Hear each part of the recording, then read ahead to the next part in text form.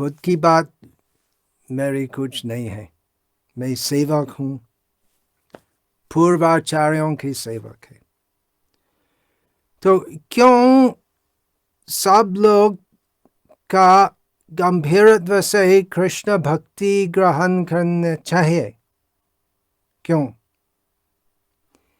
बात यह है, भगवान कृष्ण का एक बहुत बहुत बहुत बहुत बहुत बहुत ही महत्वपूर्ण उपदेश है। लब्ध्वा सुदुर्लभमिदं बहुसंभवान्ते मानुषम अर्थदम अनित्यम अपीह धीर तूर्णम यथेत न पतदनुमृत्य यावन् निश्रेयसाय विषय खलु सर्वथा स्यात्। भगवान कृष्ण कहते हैं कि मनुष्य जीवन बहुत दुर्लभ है। बहुत बहुत बहुत जन्म के पश्चात हम अवसर मिलते हैं मनुष्य जीवन प्राप्त करना। शास्त्र से हम अवगत हो सकते हैं कि 84 लाख प्रकार की जीव जाति है। मनुष्य संख्या बहुत कम है। आप देखिए दुनिया में कितने कीट कृमि पतंग है, कितने मछली पशु अणु बहुत छोटे प्राणी है, बहुत छोटे हैं ना, कितने चींटी है। मनुष्य जाति का संख्या बहुत कम है। बहुत बहुत जन्मों के पश्चात मनुष्य जन्म प्राप्त होते हैं। मनुष्य जन्म प्राप्त करके हमारा विशेष कर्तव्य है। विशेष कर्तव्य क्योंकि पशु पक्षी कीट सबके पास कुछ बुद्धि है, बुद्धि जो भगवान देते, परंतु केवल मनुष्य जीवन में यथार्थ बुद्धि है, काफी बुद्धि है, जिससे हम इस प्रकार प्रश्न पूछ सकते हैं। मैं कौन हूँ, कहाँ से आया हूँ, जीवन का उद्देश्य क्या है। हम सब कुछ जो हम करते हैं हम सुख प्राप्ति के लिए करते हैं, परंतु सुख मिलते और दुख भी मिलते, और दुख बहुत मिलते। दुख गीता में भगवान कृष्ण कहते हैं जन्म मृत्यु जरा व्याधि दुख, 4 प्रकार दुख है जो जिससे हम भाग जाना नहीं सकते। जन्म होते वो एक प्रकार का दुख है। 9 मास हमें जननी जठरे पुनरपि जननम पुनरपि मरणम पुनरपि जननी जठरे शयनम। 9 मास हमें जेल में जैसे है, बहुत अनाराम होते, कष्ट, बहुत बहुत कष्ट है वो स्थिति में।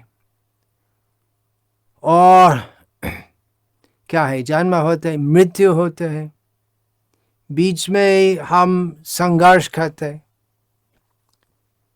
और बहुत सारे प्रकार के दुख मिलते हैं। और वृद्धावस्था वो एक विशेष प्रकार का दुख है। कितने प्रकार के दुख है, असंख्य। दुखमय जगत, कि जगत दुखमय है और पुनरपि जननम पुनरपि मरणम, हम बार बार जन्म लेते, बार बार मृत्यु प्राप्त होते। इस प्रकार का विचार करना संभव है केवल मनुष्य जीवन में। मनुष्य के अलावा दूसरे जीव जाति जो है क्या करते हैं? आहार निद्रा भय मैथुन। मनुष्य और पशु दोनों खाते पीते सोते मैथुन करते हैं, भयभीत होते हैं। आहार निद्रा भय मैथुनम च समानम एतत् पशुभिः नराणाम्। हितोपदेश का उपदेश है कि मनुष्य भी करते और पशु भी करते क्या? आहार निद्रा नींद, आहार निद्रा भय और मैथुन दोनों करते।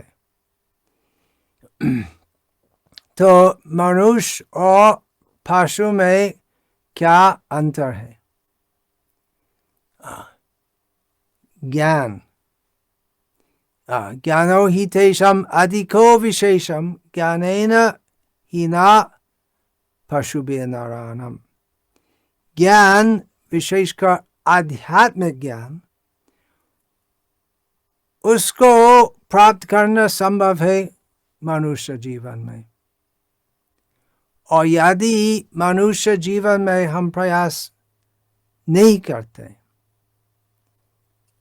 आध्यात्मिक ज्ञान प्राप्त करना, आध्यात्मिक ज्ञान अर्जन करना, तो हमारा जीवन पशु का जीवन से अभिन्न।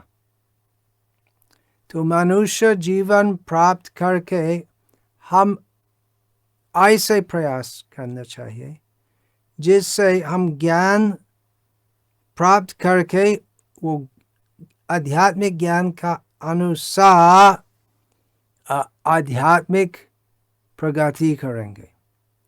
आध्यात्मिक प्रगति क्या है? उस प्रकार और कैसे होती है? आध्यात्मिक प्रगति संभव है उस प्रकार की साधना करना जिससे हम अज्ञान से विमुक्त होंगे, जिससे हम भौतिक आसक्तियों से मुक्त होंगे। क्योंकि भौतिक आसक्ति से भौतिक बंधन होते और भाव बंधन, उसको भाव बंधन बोलते, और उससे पुनरपि जननम पुनरपि मरणम, बार बार जन्म लेना है। तो यही सब समझना संभव है मनुष्य जीवन में। इसलिए भगवान वो श्लोक जो अभी 5 मिनट के पहले बोला कि एक बहुत बहुत बहुत बहुत बहुत बहुत बहुत बहुत महत्वपूर्ण श्लोक है। लब्ध्वा सुदुर्लभमिदं बहु संभवन्ते। भगवान कृष्ण कहते हैं कि अभी भगवान कृष्ण ये श्लोक उद्धव को बताए और उद्धव का माध्यम से सबको ज्ञान उपदेश दिए थे। तो भगवान कृष्ण कहे कि मानव जन्म सुदुर्लभ, बहुत जन्म के पश्चात प्राप्त होते हैं। तो अभी प्राप्त किया है, अभी यही उपदेश जो प्राणी सुन सकते, जो व्यक्ति सुन सकते, तो मनुष्य होने चाहिए ना। तो मनुष्य ये सब समझ सकते, और यदि दुर्लभ मानव जन्म में हम प्रयास नहीं करते भवबंधन से मुक्त होना, तो हम दूसरे शरीर में प्रवेश करेंगे, पशु पक्षी कीट आदि, और हमारा अवसर वो आध्यात्मिक ज्ञान प्राप्त करना तो नष्ट हो जाएगा। और बहुत बहुत बहुत बहुत बहुत बहुत समय के बाद हम दूसरी बार मिलेंगे मनुष्य जन्म प्राप्त करना।